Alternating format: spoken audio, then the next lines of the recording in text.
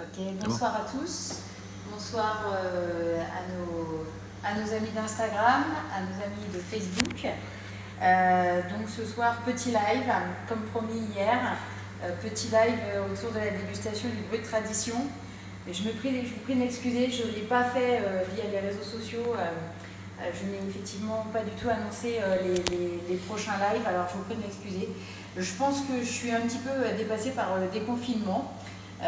Donc voilà, mais je vais essayer rapidement de vous faire part des lives qui viendront après donc, à la fin de semaine. Voilà, donc bienvenue de nouveau à la maison où on a décidé de vous faire déguster, de vous proposer la dégustation du Brut Tradition, qui est une cuvée phare de la maison, puisque une cuvée historique. Et en même temps, on avait envie de vous montrer les nouveaux habillages. Donc chaque jour, nous allons vous révéler un nouvel habillage. Donc on a renouvelé les habillages historiques de la maison, c'est-à-dire le Brut Tradition, le rosé, l'extra brut et le demi-sec. Et aujourd'hui, on commence donc par vous révéler l'habillage du Brut Tradition. Donc voilà, hop, vous voyez, Vincent est avec moi. Donc je vous montre la Brut Tradition. Nous vous proposons l'habillage de la Brut Tradition. Voilà, donc nous avons décidé de l'appeler Essence de terroir. Essence de terroir, l'idée de lui mettre un petit nom, c'est que c'est un peu la mode à l'heure actuelle en Champagne, de mettre des petits noms aux bouteilles. Et puis clairement, vu que c'est vraiment le cœur de notre gamme, le Brut Tradition, souvent il est un petit peu délaissé parfois par les maisons parce que c'est une entrée de gamme. Il faut un entrée de gamme et en même temps, ça reste ce qui donne vraiment l'identité d'une maison, d'où l'importance vraiment de faire attention à ce Brut Tradition. Et du coup, pour nous, c'était vraiment l'essence de notre maison, de notre identité. Et en même temps, ce qui fait notre identité, c'est notre terroir. Et comme nous n'avons qu'un, c'est le terroir de Vincelles. C'est pour ça que nous l'avons appelé Essence de terroir. Et comme vous pouvez le voir, en fait, en fond, on voit toute la géologie, en fait, de notre terroir. Voilà, on voit effectivement non seulement la géologie, on voit la Marne, on voit un petit peu tout. Donc voilà pour ce nouvel habillage.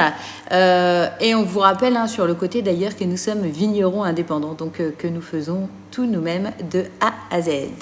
Voilà, donc le Brut Tradition, pour nous, c'était vraiment, c'est vraiment une cuvée à laquelle on n'a pas touché.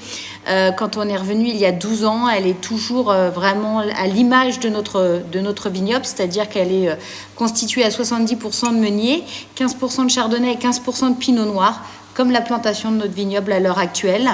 Et on essaye, alors on y met toujours des vins de réserve, c'est-à-dire des vins des années précédentes, pour toujours essayer de conserver une constance sur la qualité de ce champagne. Et ça va, merci beaucoup. Merci Erwan qui nous dit qu'il adore l'étiquette, ça fait plaisir. Parce qu'on y a travaillé pendant de longues semaines, pour être honnête, avant de se décider sur ce choix, donc ça fait plaisir. Vraiment, dès cette cuvée, on va révéler l'intensité des arômes qui nous sont apportés par nos sols argilo-calcaires et puis la gourmandise, voilà. Donc je pense que maintenant il est temps, cher Vincent, qui nous a préparé une grosse surprise ce soir. Oui, parce que quand on parle de cuisine à Vincent et quand on lui demande de préparer quelque chose, il ne fait pas les choses à moitié. Voilà, donc après on va vous révéler ce qu'il a cuisiné. Oui, il a cuisiné ce soir pour accorder le Brut Tradition. Je te laisse ouvrir. Voilà, toc.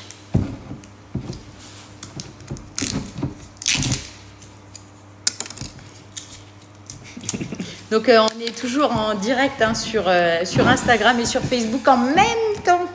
Voilà. En même temps, nous sommes sur les deux réseaux. Tac. Ouf. Normalement, il ne faut pas faire de bruit. Mais... Normalement. Mais a priori, c'est mardi. Voilà.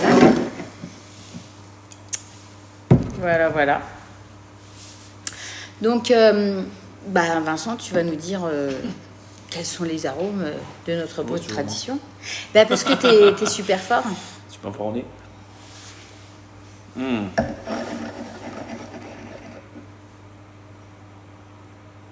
Donc là, on arrive vraiment sur le cœur de notre terroir.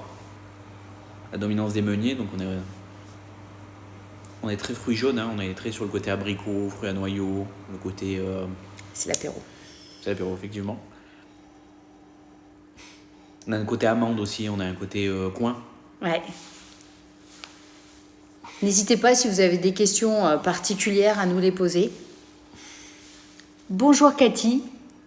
Oui, nous faisons des visites et des dégustations, pas de souci, et en respectant les gestes barrières, il n'y a aucun problème. Effectivement, on a plusieurs formules, hein, on propose plusieurs formules de visite dégustation, donc n'hésitez pas, je peux vous les envoyer si vous voulez par email, il n'y a aucun problème, au contraire.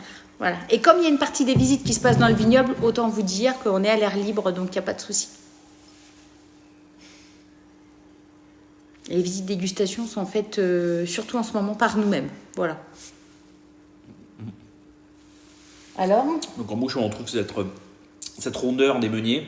Oui. Côté gourmand, vraiment des choses de très fruitées. En même temps, derrière, l'apport des 15% de chardonnay et de pinot noir va mener de la longueur, de la tension. Donc on a une finale un peu sur le côté agrume, le côté un peu pamplemousse. Donc on sent que ça reste bien en bouche. On fait salin, ça fait saliver. Donc c'est un champagne qui va bien aller sur l'apéritif. Je me permets donc de répéter l'assemblage puisqu'on nous repose la question. C'est 70% meunier, 15% chardonnay, 15% pinot. Si on peut rappeler rapidement peut-être le rôle de chacun des cépages en Champagne pour ceux qui ne connaissent peut-être pas forcément. Le meunier, c'est plutôt son côté gourmand, rondeur, les fruits jaunes, très suaves. Le pinot noir, on va être sur des notes un peu plus fruits rouges, le côté cerise, le côté fruits noirs, le côté baie. Et le chardonnay, on va être sur le côté un peu plus élégant, un peu plus sur les agrumes, sur la finesse, sur le côté fruits exotiques quand il est vraiment mûr, hein, sur le côté citronné. Donc voilà, ces trois cépages font que ça permet de créer des gammes de champagne très atypiques. Et c'est vrai que chez nous, c'est le meunier qui est dominant, c'est ce cépage-là qu'on travaille le plus. Aujourd'hui, notre manière de travailler les vignes, plus les différents contenants qu'on a dans notre cuverie, nous permettent aussi d'avoir vraiment des meuniers atypiques. Donc on peut arriver sur des fruits blancs, sur la poire, sur le brugnon, un peu croquant, à peine mûr, comme quand c'est à maturité, on va être sur la mirabelle, sur ce côté coin, sur ce côté... voilà. Donc c'est très gourmand, c'est des champagnes qui peuvent très bien aller à table aussi. Donc on va voir ça. Voilà. Sur des plats expressifs, des plats épicés, sur souvent le côté sucré-salé, les plats asiatiques qui marchent assez bien pour l'avoir testé à Taïwan, même sur le côté épicé, même sur des fromages un peu puissants. C'est tout dans le côté velours, le côté velouté, ça s'accorde plutôt pas mal et c'est très agréable. Ça pourrait être clairement le champagne des brunchs notamment. C'est vrai que pour certains champagnes, c'est pas toujours facile à marier parce que à cause de la finesse, etc. Là, en fait, avec le brut tradition, on passe vraiment partout entre guillemets, c'est-à-dire qu'avec un brunch, même les choses un petit peu puissantes, salées, etc. Pas trop salé, bien sûr. De toute façon, c'est pas trop bon pour la santé quand c'est trop salé. Mais tout ça, ça irait vraiment très très bien. Voilà, les plats avec lesquels on peut les accompagner, le brunch. Alors, oui, on pense au brunch, mais... mais il y a plein de choses. On peut aller carrément sur un tagine. Ah oui. Sur un tagine au citron ou un tagine d'agneau au citron avec... on a un côté abricot en bouche qui est assez puissant. Ouais. C'est une cuvée qui... Même avec des choses un peu sucrées. Souvent, on dit que les champagnes ne s'accordent pas avec les desserts parce que souvent, ils sont trop sucrés. Mais on pourrait tout à fait envisager, avec le brut tradition, des petits desserts un peu sucrés, mais où on aurait encore un côté un peu acidulé, comme la tarte aux abricots, par exemple, sans souci. Bonjour JC. JC nous fait bonjour. On nous a demandé également s'il y avait un gîte dans le coin. Alors oui, effectivement, vous pouvez aller regarder sur une de nos dernières publications. On propose le gîte qui est juste au coin de notre propriété, qui est tenue par mes parents. Il y a 4 chambres dans ce gîte. Et en fait, dans ce gîte, il y a également un spa, donc un jacuzzi, nous on dit, mais effectivement, il paraît on doit dire spa, par exemple. Et il y a des vélos à disposition, il y a un barbecue, il y a un grand jardin. Donc voilà, n'hésitez pas à aller retrouver l'adresse de ce gîte qu'on a mis sur notre dernière publication Facebook. Voilà. Et puis, si vous avez d'ailleurs besoin de plus de renseignements, n'hésitez pas. En tout cas, on sera ravis de vous donner directement les coordonnées de ma maman qui s'en occupe. Voilà. Oui, alors on peut se faire plaisir avec des mets sucrés salés sans problème avec ce champagne. C'est vrai que souvent nous on l'accorde avec la cuisine chinoise du coin. Alors souvent c'est plutôt thaïlandais ce qu'on mange ici en France, mais sans problème, nous, on le fait très très souvent. On nous demande, c'est le même assemblage sur tous les dosages. C'est le même assemblage sur tous les dosages. Non. Le dosage dépend vraiment de la cuvée. Le dosage est différent sur toutes les cuvées et les assemblages sont différents sur toutes les cuvées. Ouais. En fait, le dosage, c'est le fait avec plaisir, Cathy. Le dosage... Bonjour Séverine. Le dosage, en fait, c'est vraiment quand on rajoute un petit peu le sucre pour doser pour équilibrer entre le sucre et l'acidité.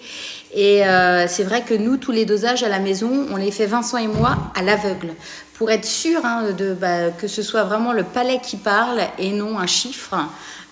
Donc, par exemple, quand on va doser notre nouveau de l'eau de brut, on va avoir plusieurs bouteilles avec plusieurs niveaux de sucre différents dedans.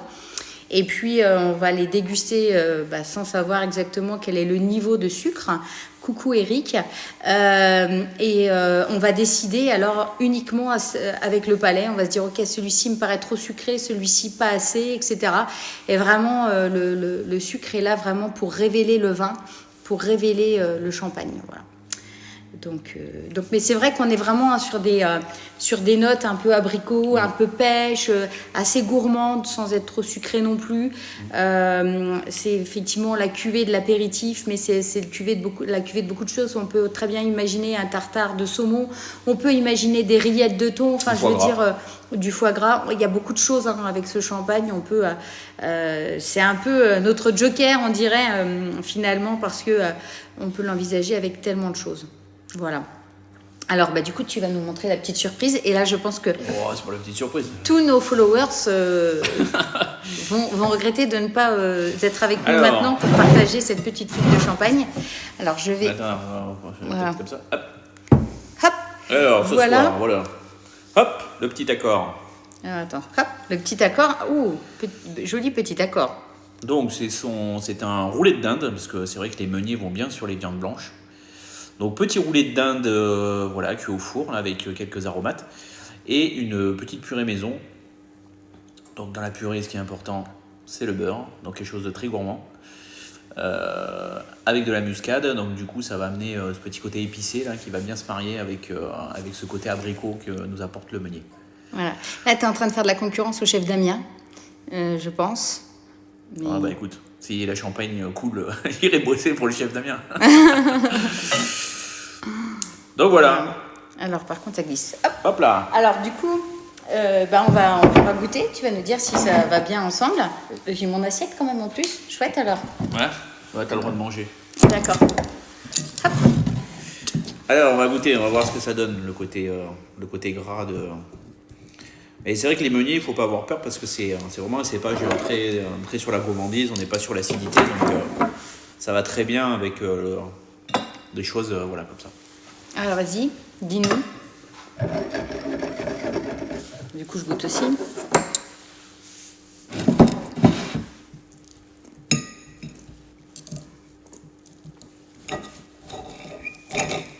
En fait, c'est plus que le côté fraîcheur qui va ressortir en fait. On dirait que le côté gourmand s'annule avec le côté gras là, de la volaille et du coup ça relève. On a comme un côté un peu plus agrume là, qui ressort sur le champagne. Ouais, je suis d'accord, mais la finale est, tu as raison sur l'attaque. Et en même temps, l'attaque est plus fraîche en fait. Ouais, Mais l'attaque est moins longue. Voilà, est un peu plus gourmande. Ça va très très bien. Pour moi, à la fin, ça fait ressortir un peu le côté abricot. Ouais, c'est vrai. C'est vraiment ça qui ressort à la fin, pour moi. Voilà. Je veux bien. Du coup, je sais pas, je dois beaucoup boire. Merci.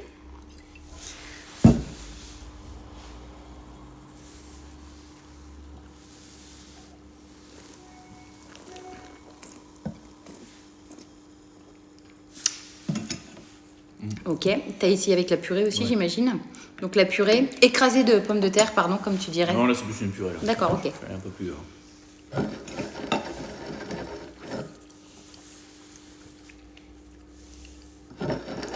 Ça marche pas mal. T'as le côté épicé qui se... Ça marche très très bien. Là, on sort vraiment le côté un peu plus sur les... sur l'amande, sur la noix. Le côté plus noyau, en fait. Noyau d'abricot, noyau de pêche. Ouais, c'est plutôt le noyau de pêche, moi, je dirais. Après, tu l'as assaisonné, ta purée. Ouais. Tu l'as assaisonné à quoi? Muscade. Ah, voilà, c'est ça, le révélateur. Le révélateur de... Donc c'est vrai que ça marche bien, ça marche plutôt pas mal. Donc, il ne faut pas avoir peur sur les champagnes de pouvoir les accorder aussi. Souvent, on n'ose pas ouvrir une bouteille parce qu'on se dit, on va peut-être pas ouvrir une deuxième derrière en mangeant. Mais le champagne peut s'accorder en fonction des cuvées, celles qu'on va garder plus ou moins longtemps en cave aussi, sur des vieux millésimes où on peut aller encore sur des choses encore un peu plus poussées, comme des champignons, comme des sauces crémeuses, comme beaucoup de choses. Donc le champagne est un vin à la base, donc on peut vraiment l'accorder sur de nombreux plats et pas seulement sur des fruits de mer ou sur des choses un peu fraîches. Malgré son acidité qui est présente, ça fonctionne pas mal sur des plats en sauce. Donc et puis ça reste léger, ça reste frais. C'est plutôt intéressant. Là, c'est vrai que ça vient bien accorder la viande que tu as fait rôtir. On est vraiment sur un... C'est vraiment le côté, en fait, il y a le côté fraîcheur et en même temps on garde le côté gourmand, que ce soit et avec la viande et avec la purée, avec la petite pointe de muscade. C'est parfait, franchement, c'est nickel. On ne voit pas en fait. Hop. Voilà. Vous avez peut-être des questions ou des suggestions à nous faire, on est preneurs. Enfin bref, c'est excellent. Voilà, on vous remontre l'habillage d'ailleurs. Toc. Pour ceux qui sont arrivés ceux qui sont arrivés en retard, notre brut tradition a changé d'étiquette. Donc pour une étiquette un peu plus épurée, tout en gardant un code couleur qui est important parfois pour s'y retrouver. Un petit nom aussi pour mieux le désigner, essence de terroir clairement. Le brut tradition qui est vraiment le cœur en général d'une gamme chez un vigneron. Donc d'où son importance. Voilà. Hop. Et on voit bien la petite géologie de notre territoire, de notre terroir. Voilà. Meunier et chocolat, vous en dites quoi? Chocolat, c'est compliqué. Chocolat, c'est compliqué avec le meunier quand même. Avec les champagnes en général. Ouais. C'est le côté amertume en fait qui est compliqué, comme tout ce qui est herbe. Tout ce qui est herbacé, compliqué avec le champagne. On peut éviter les herbes et le chocolat, quoi. Moi, je dirais non, en fait. Et pourtant, j'adore le chocolat et j'adore le champagne. Ou alors un demi-sec, voire un doux, quoi. Peut-être un doux, Un champagne doux dosé à 45-50 grammes. À faire ensemble, Erwan, à tenter. Un de ces quatre. Mais le champagne et le chocolat, c'est vrai que c'est pas forcément les meilleurs amis du monde, quoi. Et pourtant le champagne s'accorde avec énormément de choses effectivement, sauf le chocolat et puis les aromates vraiment herbacés, effectivement ça a tendance à pas trop s'accorder. Voilà. Bon je crois que c'est excellent. Je crois qu'il va falloir que Vincent tu nous recuisines ce genre de plat quand nous aurons de nouveaux visiteurs. Je mange jamais 2 fois la même chose. Donc, Oui, on voit bien. C'est très très bon, puisque si vous avez la curiosité de regarder un petit peu sur ce qu'on a déjà fait auparavant, notamment sur YouTube, on a effectivement déjà, Vincent nous a cuisiné une sole. Non. Une dorade, autant pour moi. Et c'était avec... La dorade, c'était avec... Le chocolat existe, mais mieux vaut être conseillé par des pros comme la chocolaterie Thibaut. Exactement. Ouais, c'est vrai. C'est vrai que maintenant, dans les chocolats, on rajoute des épices, on rajoute des choses acidulées, on peut rajouter plein de trucs dans des chocolats, mais... Tu as raison, Fanny. Tu as tout à fait raison, puisque Fanny nous dit en fait qu'il y a effectivement des possibilités. Pourquoi pas, ouais. Quoique Noctambule, c'est un demi-sec qui est dosé, dosé, mais pas forcément. Mais ouais, peut-être que le côté épicé de la Noctambule pourrait fonctionner. Faut essayer, hein. Les accords chocolat-champagne, effectivement, comme disait Fanny, vaut mieux essayer d'attendre d'avoir les conseils d'un professionnel. Et puis, le chocolat se travaille aussi différemment sous l'œil d'un professionnel et pas forcément en faisant ressortir les caractéristiques purement cacao ou sucre. Donc, ouais, tout à fait, ouais, peut-être qu'il faudrait... je sais que la chocolaterie Thibaut et Xavier ils font également des petites expériences avec des champagnes. On n'a jamais... Peut-être que c'est l'occasion, peut-être un de ces quatre, d'aller voir Xavier et puis...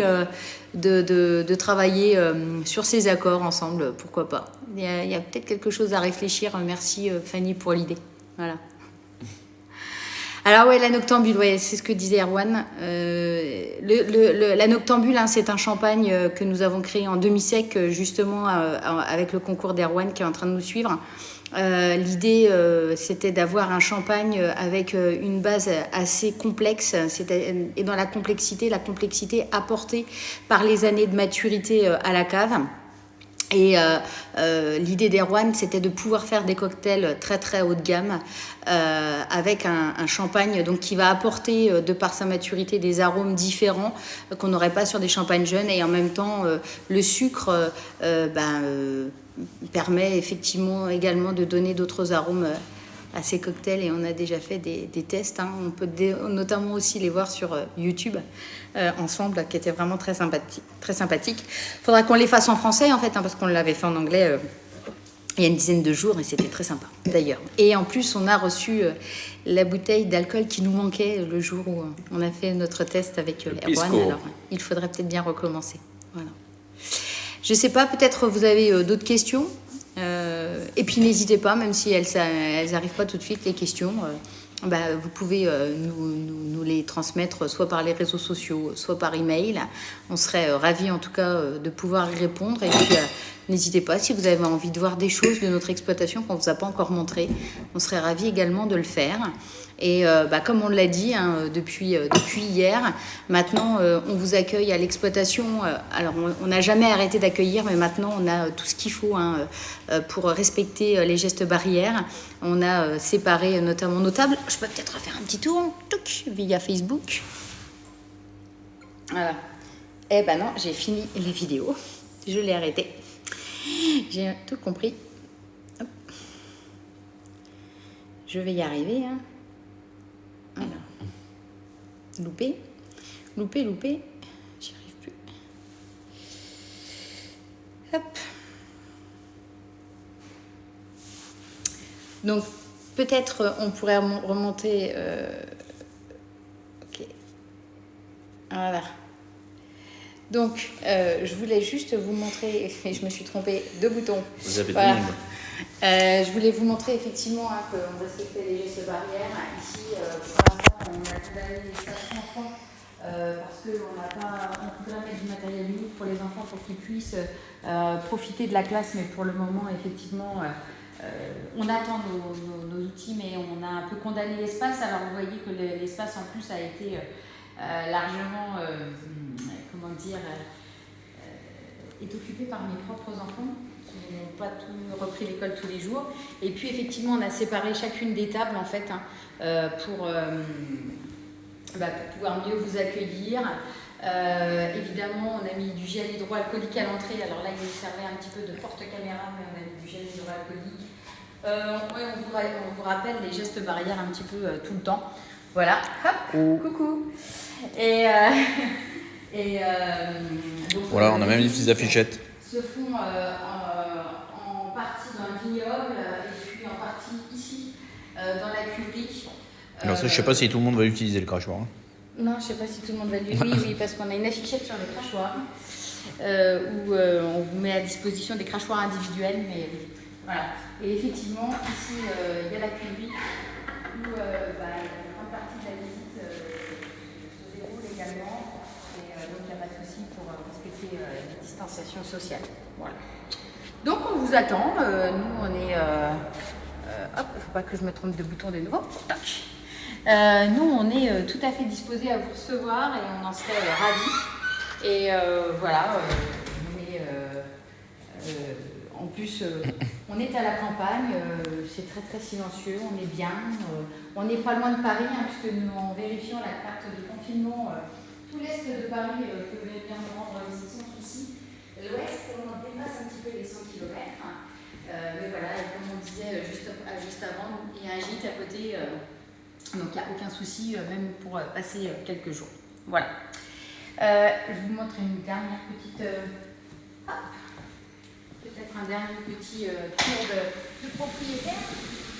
Tour extérieur.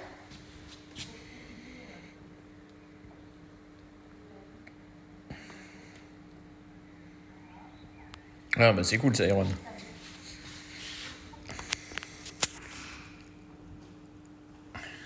Super cocktail. Voilà. Bah, Erwan, il travaille sur un autre cocktail. Donc, Ah, très bien. on aura plein de surprises à présenter. Là. Voilà, écoutez, je pense qu'on va terminer cette vidéo ici. Ici, avec la vue imprenable sur la vallée. Alors, désolé pour mes arrêts intempestifs, je maîtrise un peu moins bien le direct Facebook que le direct Instagram. Et j'espère en tout cas que cette petite dégustation vous a plu. Et on vous dit à très bientôt. Demain, on va aussi vous proposer un direct et cette fois-ci, on retournera dans les vignes au contact de l'équipe pour vous montrer un petit peu ce qu'ils sont en train de faire. Et d'autant plus. Ah oui. Tiens, je te la remets. Donc, ce qu'ils Elle est sont où, en la train de vue faire à l'heure actuelle Clac. dans les vignes. Hop là. La vigne pousse très très vite. Même si ça a un petit peu ralenti parce qu'il fait un petit peu plus froid ces derniers jours. Mais en tout cas, voilà, ce sera peut-être Elle va bien là de revoir où vous en êtes. Hop, regardez. Voilà, et oui, nous sommes fin prêts, tu as raison Sandrine. En attendant, on vous souhaite une bonne soirée, on vous remercie de nous avoir suivis. Ah, pas de problème, Erwan. On en parle la semaine prochaine, avec grand plaisir. Et on vous dit en attendant, bonne fin de journée, merci. Faites attention à vous, et comme on dit toujours en anglais, take care and drink champagne, parce que le plaisir, par contre, ça n'attend pas.